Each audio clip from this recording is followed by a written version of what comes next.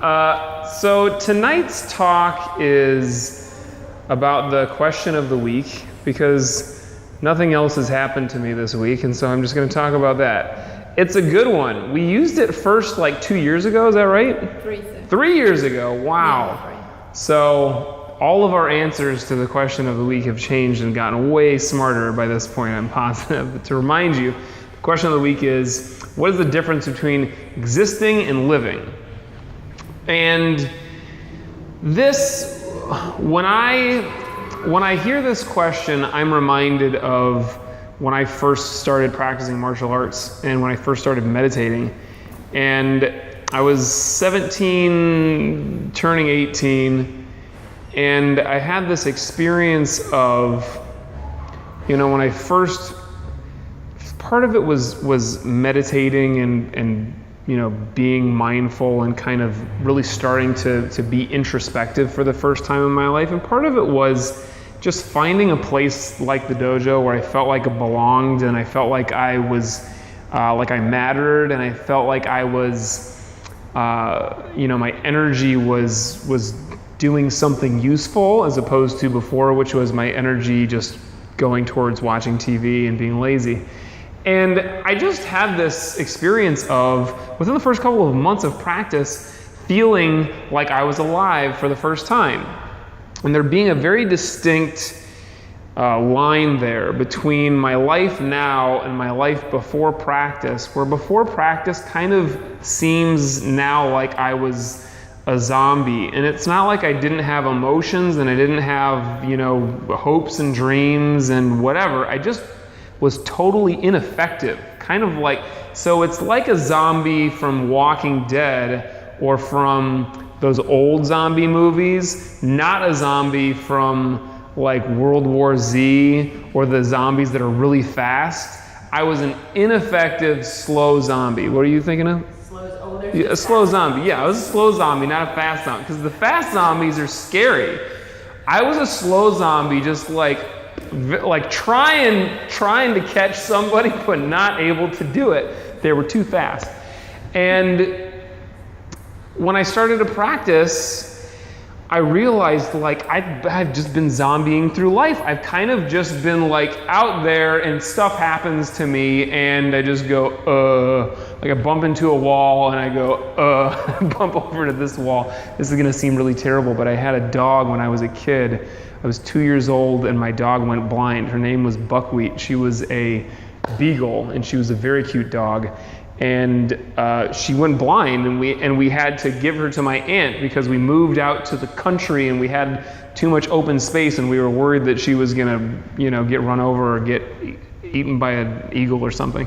And so we gave her to my aunt, and I would go visit, and my poor dog would just she would kind of just head in a direction and run into a wall and just turn around and go somewhere else. And she eventually would find out where she was going. That was her method, was just bumping into stuff and like a Roomba, just kind of going around.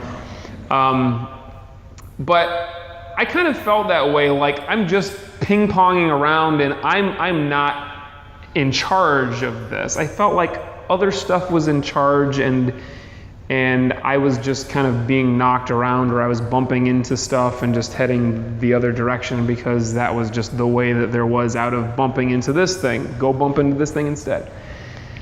And so practice on a lot of different levels in a lot of different ways, and meditation especially, kind of woke me up and shook me up and made me feel like I'm living now. So I want to talk about what that is in our practice, what that is in the rest of our life, how we can get more of that. And I think that there's a great distinction that I've made in the past that I stole from somebody else, but it's the distinction between doing and being. And if you connect doing and being with the distinction we're talking about tonight, living and existing, it seems like existing would be like being, and living would be like doing, because those make the most sense if you think about like the definition that you would see in a dictionary. But I'm going to flip it, because I think of being and doing as like, being is I'm really there for it. I'm present. I am alive.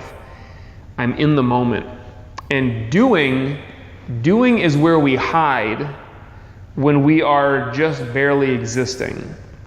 Doing is like bumping into walls. I bump into this wall, I bump into that wall, I just zombie around.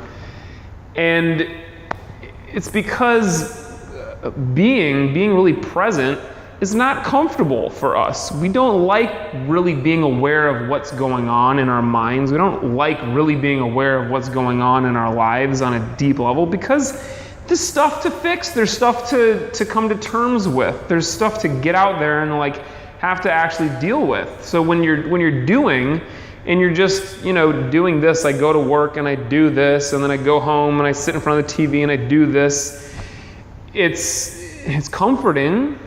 On some level, it makes life to seem kind of easier if I'm just hiding myself in this action. And we need action. You can't just sit around all day. But the way that most people do is not really living. It is not really being present. So this is kind of similar to. This is actually kind of the flip of what one of the kids said for their answer. I was sitting in the lobby and a kid came in and his mom came in and they were talking about the question of the week. She's like, look at this. This kid is like 6 years old. She says, this question of the week, let's talk about this. So what do you think? What do you think is the difference between living and existing? And he said, well, existing is just like, it's something that is there. It's something that just is, like a tool. He said, I think like a wrench or a hammer or something. He says like a tool, like a thing. And he said, but living is if you can like walk around and talk and do stuff. And he also said, if you take the tool and you throw it off a cliff, it's fine. But if you take a person and you throw it off the cliff, it's not fine. It gets hurt. And that is true. You cannot deny the veracity of that child's statement. If you're just a thing, then you're kind of like a tool. And you're kind of like, maybe this person comes up and picks you up and uses you to fix this or do this thing and puts you down, and then maybe somebody else comes and uses you to do something else. And you are kind of at the mercy of the world and of this reality that you're living in. But if you are alive, you better not jump off the cliff, and you have to be in charge. It's like you are walking around and you are talking and you are doing stuff.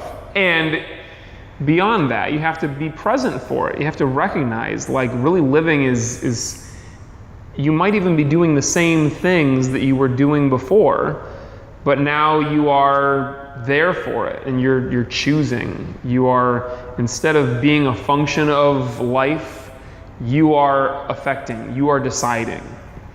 And this whole idea reminded me of, I love this story, Zen Flesh, Zen Bones. This book has got a bunch of great stories, but I looked through it today for something kind of related to this. This one's called,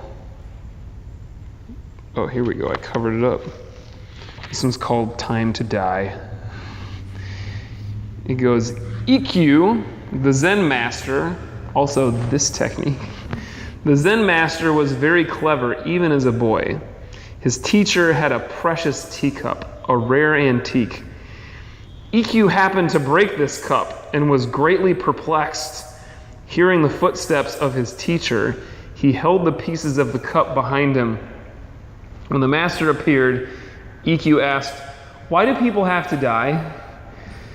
This is natural, explained the older man. Everything has to die and has just so long to live. EQ, producing the shattered cup, added, it was time for your cup to die. And I agree that we have so much time to live. I think that oftentimes we kind of live our life like the cup, and it's like we're just an inanimate object and we get crushed and then that's the end of it. There's nobody there to, we haven't, this is getting kind of dark. I'm not going to go that way. But there's also, oh man, I just had a great thought. What was it? It was so important. This is the thing that's going to make us all enlightened if I can just remember it. It's gone. No, I got it. Great. So, but you've heard it before. So I think of what we do as like immortality. So death is coming, and we can choose to just, continue going on the same way, and we can choose to be preoccupied with it as many people are, and to fear death. Or we can kind of use that knowledge of the impermanence of our existence and use it to kind of light a fire under our butts and do something and be here for it.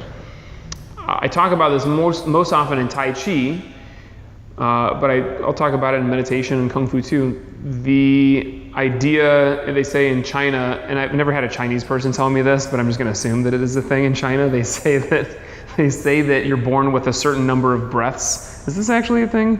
Have either of you guys heard about this? I'm looking at the Chinese people, they don't know.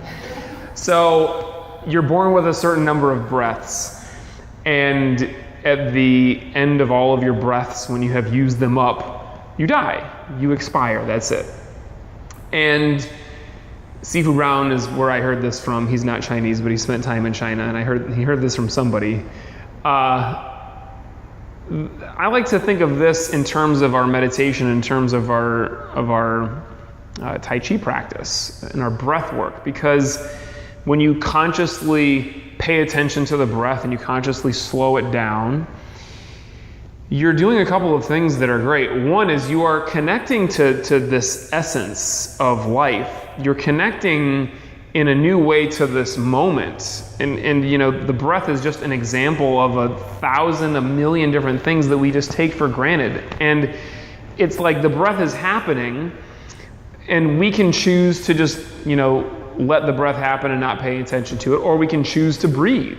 And there's a big difference there between breathing and choosing or being aware of the breath. And you know that sometimes I say in meditation, you should just let the breath happen and be aware of it. That's great too. But on some level, the consciousness, the awareness, the attachment to the breath in that moment brings us into a moment in a way that we are not used to.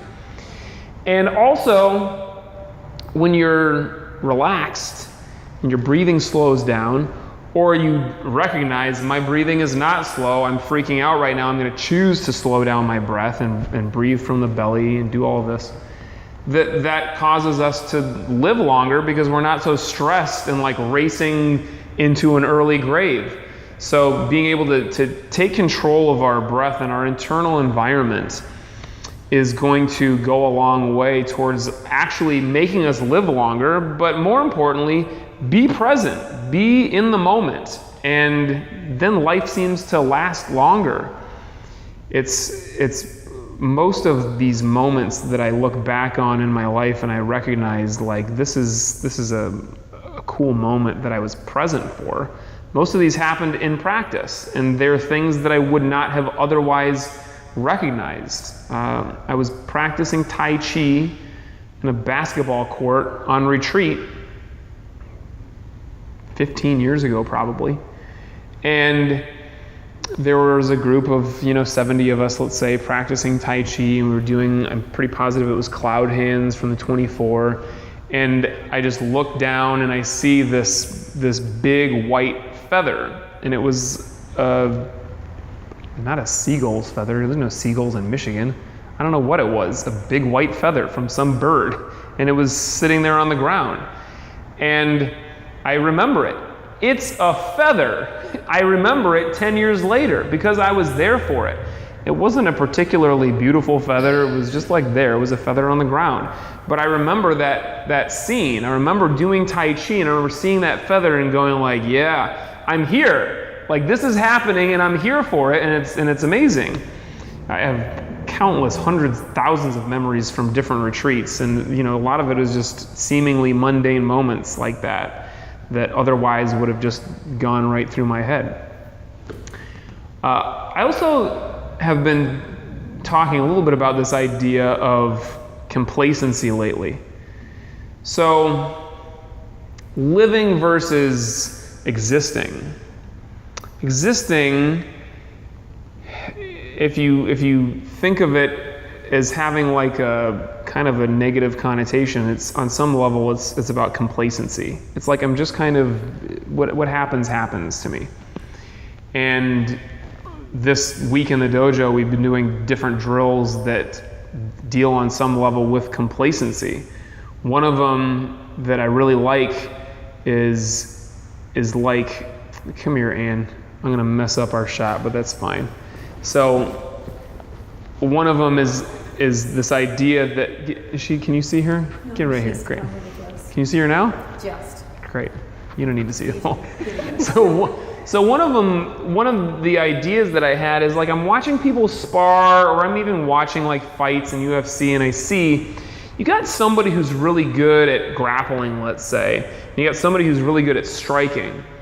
And the striking partner doesn't want to go to the ground because they're going to get choked out or broken or something, and the grappling partner doesn't want to stay standing because they're going to get knocked out.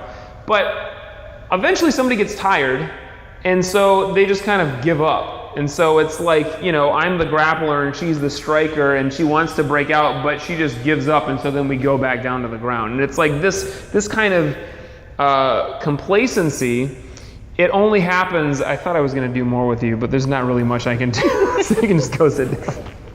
So this is the kind of thing that happens, when you get tired, you start to get complacent in practice. You start to, I see two people sparring and somebody gets tired and they just kind of give into it. They just go, okay, they're trying to throw me and I don't have it in me anymore. I give up. Just throw me.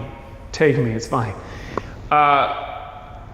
But if you refuse to get complacent, and when you get tired, instead you decide like, this is when I need to be the most aware and alive and in the moment, and I just push that much harder, then you're refusing to give into that complacency, and you're practicing this. So everything that we do, physical practice, mental practice, this is all something that we're training ourselves to do. Every time you decide it's okay to give into this, every time you decide to be complacent, you're training yourself. I get more complacent now. More often, I just give up. I give in. And this is distinct from being able to go with the flow, because to go with the flow, I'm using energy. My partner is trying to take me someplace, push me, pull me, strike, throw, whatever, and I can use that energy and play with it. That's very different from being complacent, where I just let it happen to me. So it's like, I'm using energy. I've got my hands on the steering wheel and I'm deciding where we're going. Complacency, I took my hand off the steering wheel, and wherever this truck goes, I'm just along for the ride. You want to be able to do that in your physical practice and anywhere in life, whenever possible. So this idea of living versus existing on some level kind of hinges on complacency. Am I being complacent? Am I letting this happen? Or am I there for this recognition of the energy? Recognition, that's a word. So I feel the energy because I'm aware, I'm relaxed, and I can be sensitive enough to actually see or feel, with my intuition or just with my eyeballs, like what's happening, and go with it and steer it and do all of that. And that's where it gets tricky for a lot of people, because to go with the flow, to be able to use your partner's energy, to be able to use the energy that life and the world is giving us, sometimes seems to turn into complacency. And you want to be able to distinguish between those things. So I think of it like this. Complacency is like me before practice. It's like zombie. It's like this. It's like I'm standing like this. My eyes are kind of half closed.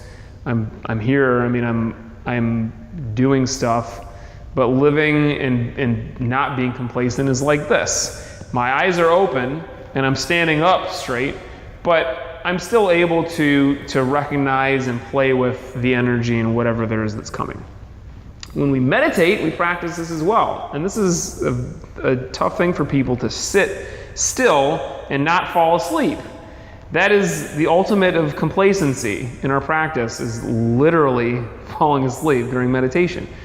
But you've got to be able to sit and, take the thoughts in and just let them out again.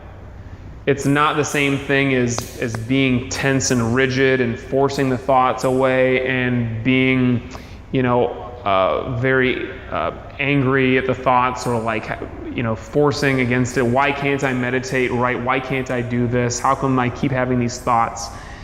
It's still being awake, being aware, and I literally have my posture up, and even though my eyes are closed, they're upturned. This kind of physical cue can help you to not become complacent. It can help you to actually live rather than just exist. So that's what we're going to practice now. Sit comfortably.